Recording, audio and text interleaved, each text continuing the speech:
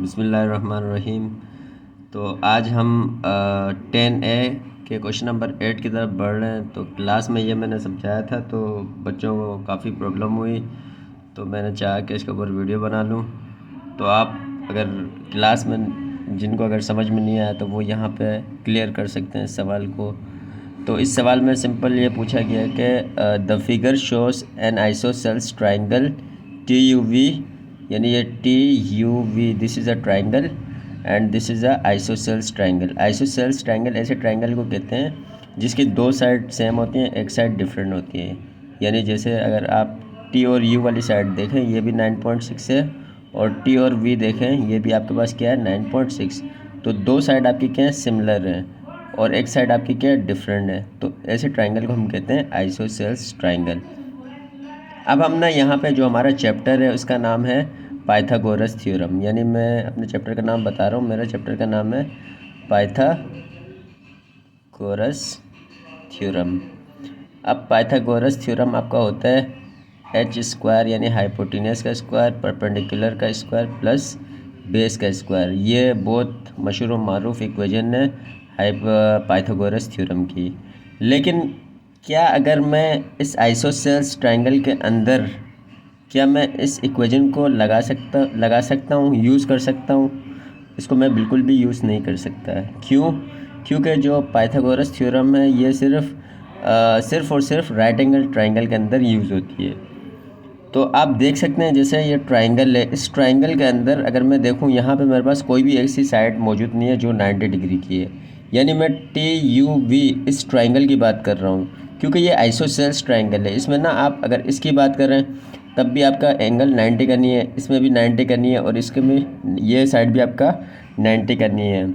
इसीलिए हम लोगों ने यहाँ पे क्या किया है, हमने एक परपेंडिकुलर लाइन ड्रॉ किया है बिल्कुल मिड में। यानी u और v के हमने मिड में क्या किया है, एक परपेंडिकुलर लाइन किया है। यानी एक तरीके से इसको बाइसेक्ट किया है दो इक्वल पार्ट्स में। जब मैंने दो इक्वल पार्ट्स में बाइसेक्ट किया तो इससे हमें क्या मिला, हमें दो राइट एंगल ट्राइंगल मिले। और मैंने जो लाइन, जिस लाइन से मैंने बाइसेक्ट किया है इक्वली, उसका नाम मैंने यहाँ पे h दिया हुआ है। अब यहाँ पे अगर आप देखें, आपके पास यहाँ पे दो राइट एंगल ट्राइंगल फॉर्म हो रहे हैं। यानी अगर मैं कहूँ यहाँ पे T H we, this is first right angle triangle, and T U H, तो ये हमारे पास क्या है, दो राइट एंगल ट्राइंगल हैं। आप इनको ना अलग से लिख सकते हो। और इसके अलावा मेरा u और v का जो डिस्टेंस है, यहाँ से यहाँ तक का जो कम्प्लीटली डिस्टेंस है वो 15.4 है। अब मैं h से v का पूछूं या u से h का पूछूं, तो जाहिर सी बात है ये दोनों इक्वली दो हिस्सों में तकसीम हुए हैं। जाहिर सी बात है आप 15.4 को दो हिस्सों में करोगे तो आपके पास 7.7 बनेगा, और ये वाला हिस्सा भी आपका 7.7 बनेगा। तो आपका यहाँ पे अपना मतलब एक आसान तरीका ये है कि आप इस ट्राइंगल के दो हिस्से कर दें। यानी जो मैंने लाइन ड्रॉ की है ना, इसका आधा हिस्सा अलग उतार दें और इसका आधा हिस्सा आप अलग उतार दें। इससे आपके लिए आसानी होगी।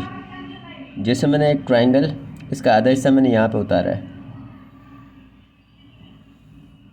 यानी मैंने इसका आधा हिस्सा उतारा है टी, और हमें निकालना भी यही है। यानी हमें ना टी एच, यहाँ पे आप सवाल में देख सकते हैं इन्होंने क्या किया ना, आप टी एच को फाइंड करें। यानी टी एच एक तरीके से हमारे पास हाइट हैगी। तो मैं टी, इसका जो आधा हिस्सा ना मैं ये इसको उतारता हूँ, टी एच और वी। अब मेरे पास ये वाली जो साइड है वो कितनी है, 9.6, तो मैं इसको लिखता हूँ 9.6।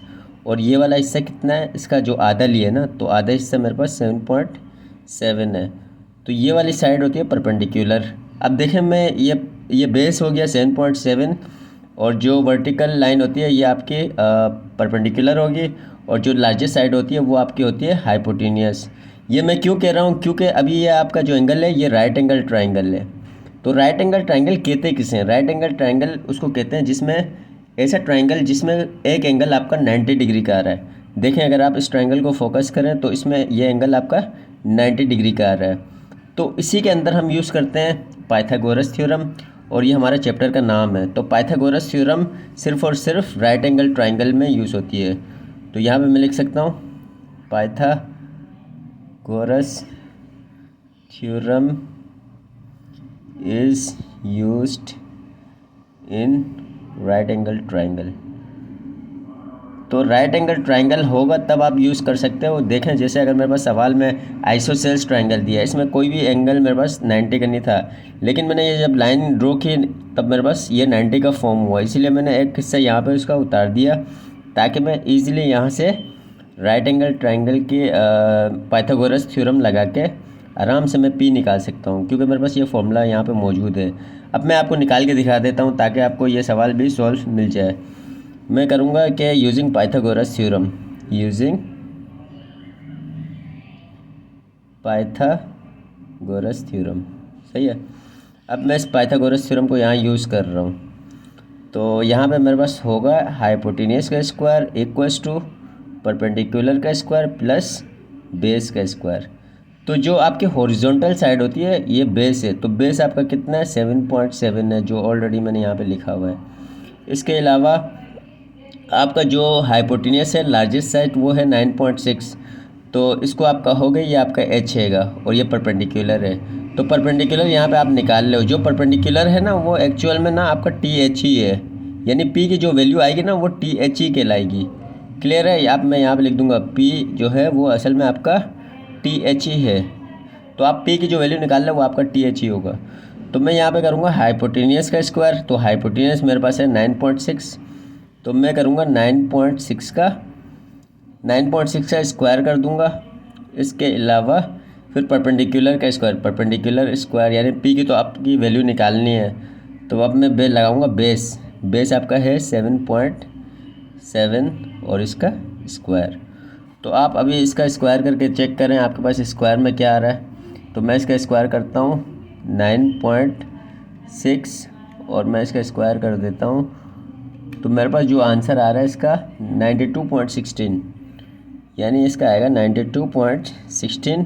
इसका स्क्वायर करूँगा तो 92.16 आएगा, और पी का स्क्वायर एज इट इज़ रहेगा, प्लस फिर मैं करूँगा 7.7 का स्क्वायर। 7.7 का मैं अगर स्क्वायर करूँ तो मुझे यहाँ पे मिलने वाला है वो है 59.29। अब ये वैल्यू मेरे को यहाँ मिली है, तो आप इसको यहाँ पे भेज दें, यानी 92.16 की तरफ भेज दें। तो मैं 92.16 की तरफ इसको भेजूँगा तो ये माइनस हो जाएगा, 59.29 हो जाएगा, तो दूसरी तरफ आपके पास सिर्फ पी स्क्वायर रह जाएगा।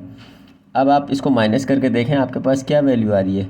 92.16 को मैं करता हूँ माइनस, माइनस किससे करना है, माइनस करेंगे हम लोग 59.29 को, तो मेरे पास आ रहा है 32.87, यानी मेरे पास पी स्क्वायर जो आएगा वो आएगा 32.87। अब आपने पी स्क्वायर तो नहीं निकालना है ना, आपने पी निकालना है, तो पी के ऊपर स्क्वायर है तो स्क्वायर हटाने के लिए क्या करूँगा, under root on both side. तो मैं अंडर रूट लगाऊँगा दोनों तरफ, तो इधर भी अंडर रूट आ जाएगा और आपके पास 32.87 के ऊपर भी अंडर रूट आ जाएगा। तो स्क्वायर से अंडर रूट कर दोगे और आप इसको कैलकुलेटर में रख के आप चेक कर लें कि आपके पास अंडर रूट 32.87 पे क्या वैल्यू बनती है। तो मेरे पास वैल्यू बन रही है 5.7। अब इन्होंने मुझसे सवाल में क्या कहा था, अगर आप इधर गौर से देखें टी एच फाइंड करें, तो टी एच एक्चुअल में हमारे पास पी है, यानी परपेंडिकुलर वाली साइड ही टी एच है, मैंने यहाँ पे लिखा हुआ है, सही है। तो जो आपका पी है वो क्या है, वहीं टी एच है, तो आप यहाँ कह सकते हो कि तो टी एच इक्वल्स टू 5.7। तो मैं उम्मीद करता हूँ कि आपको ये सवाल अच्छी तरह समझ में आया होगा, और इसको मैंने लंबा इसीलिए किया ताकि आपको बेसिक तरीके से ये चीज़ें समझ में आ जाएं।